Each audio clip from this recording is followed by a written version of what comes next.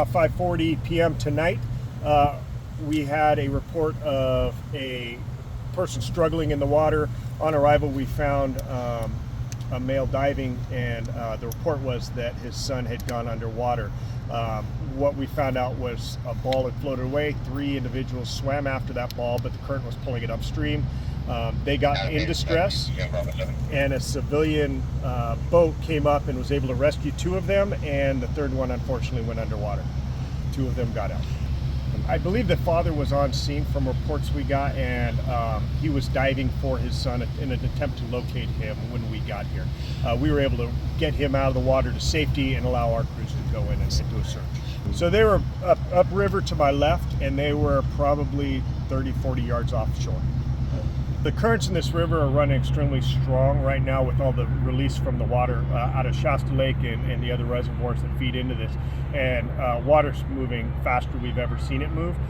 In this area in particular, it does have holes where the terrain under the water, you just may be walking 1 minute and next minute you're up to your neck in water. So the terrain is very uneven under there, and then the currents are sporadic. And where this individual, we believe he went down, the currents were actually pulling him back upriver. We can't stress enough, especially this year with the high currents and the large water flows, that people need to be wearing life jackets. Even strong swimmers need to wear life jackets.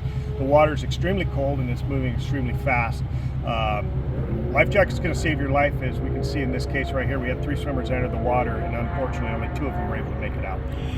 Right now we've scaled it back to recovery mode, so the divers we had 8 divers at a time going in. We were rotating swimmers at that time just to keep fatigue levels down, because we searched for an hour. In the cold water, it affects our divers even with the dry suits on. So at this point, we've released all of those personnel and we've moved to recovery mode.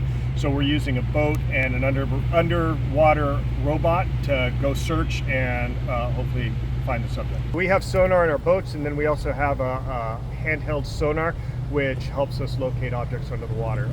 Unfortunately, this area we didn't get any hits on that. It's not always 100%, so we do rely on our divers going down and checking the area, but we look at all of our tools in the toolbox to try and find them. So I believe we had 4 engines, 1 truck, and a rescue company, along with our water bikes and assistance from West Sacramento Fire Department with their boats. Sacramento River is an extremely dangerous place for us to swim. We use all cautions before we even send our divers in the water. Number 1, the water's extremely cold. The currents are extremely strong, and there's underwater snags all over the place. So very dangerous for our divers.